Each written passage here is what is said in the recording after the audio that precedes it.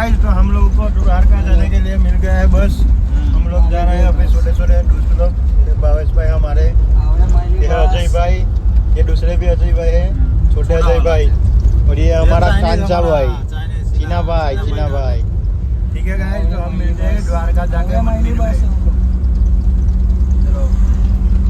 તો ગાઈસ તો ફાઇનલી અમે પહોંચી ગયા છે દ્વારકા ને અમે અહીંયા રોકાયા છે. હા આવે છે અજયભાઈ એન્ડ ચીનાભાઈ.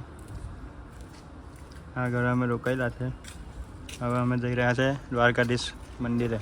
ચાલો તો મળીએ દ્વારકાધીશ મંદિરે જઈને. ફાઇનલી તો આવી ગયા છે અમે દ્વારકાધીશ મંદિરે. તમે દેખી શકો છો દ્વારકાધીશ મંદિરે બધા ધરાય છે. તમે જોઈ શકો છો નજારો.